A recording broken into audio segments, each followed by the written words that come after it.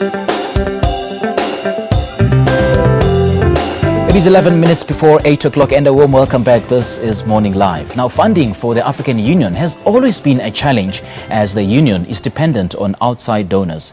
The African Union Summit held in Kigali, Rwanda, brought about a new turn on the organization's funding model.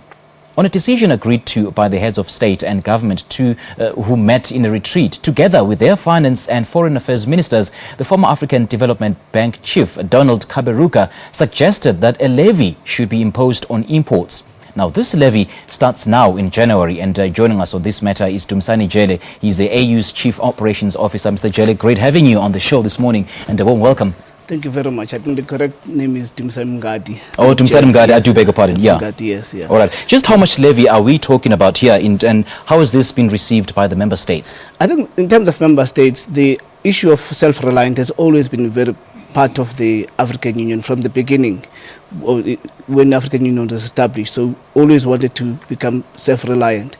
So what the African Union has done recently, one is to establish a levy that will be levied across all member states of 0.2% on import. That will help reduce reliance on foreign donors. And second to it as well, the African Union has also established the African Union Foundation to assist in terms of funding some of the programs of the African Union.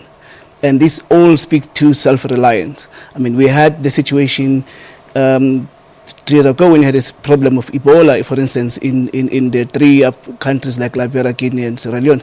And that's when you see African Union bringing the African private sector to work together to fund the deployment of medical doctors, 857 of all of them coming across the continent.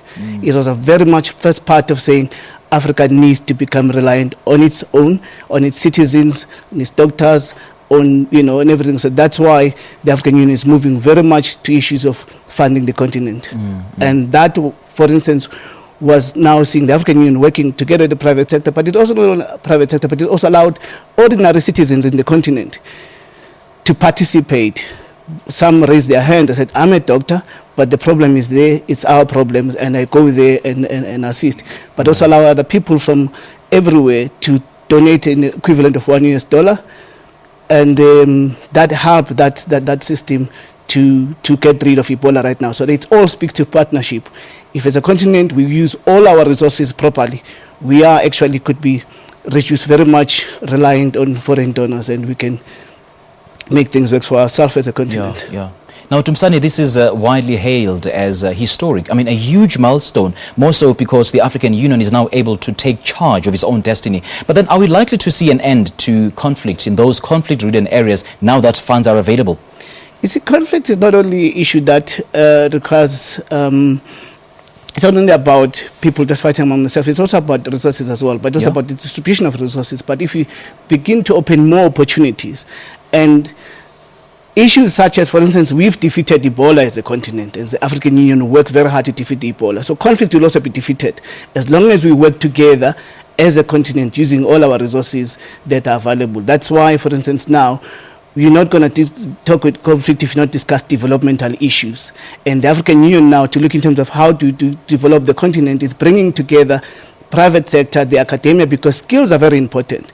If people are skilled, if people are able to do certain things, you're not going to, it deals with many things, such as people migrating into Europe to look for opportunities.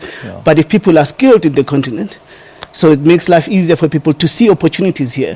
So the African Union is doing something that hasn't been done before. In March this year, from 19 to 22, the African Union will bring together private sector, because private sector is very important in terms of providing job and developing the continent, but more importantly, bringing the academia as well to see what type of skills is required by the continent. And then so there is no mismatch in terms of skills.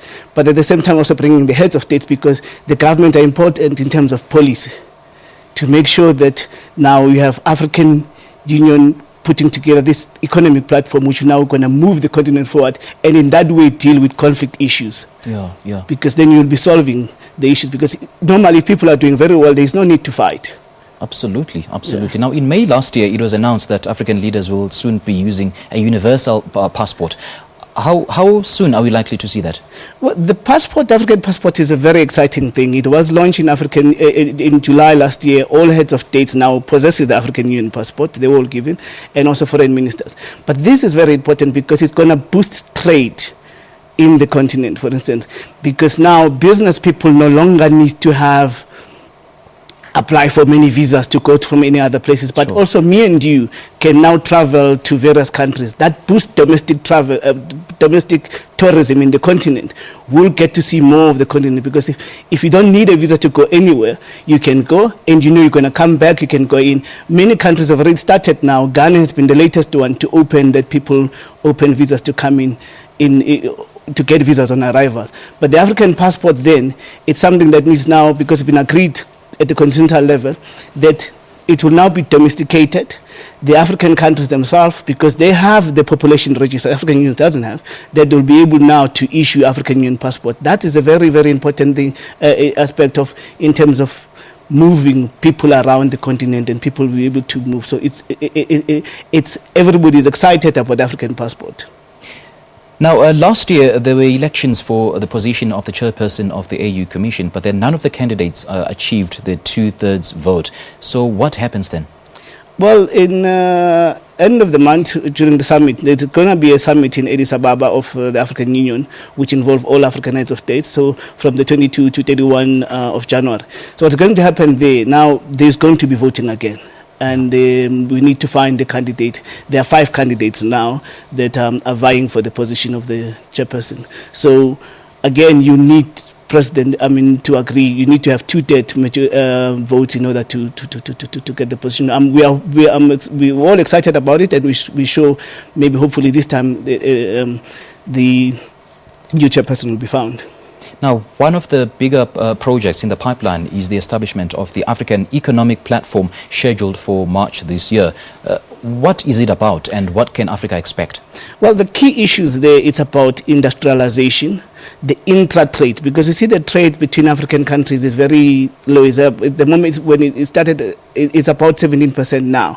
But for the continent to do very well, we need to be about at least 40%. So the African Union, the African Economic Platform then brings together the African private sector, the academia and the president, that will now be discussing these issues and taking practical steps on what exactly need to do to achieve that Agenda 2063.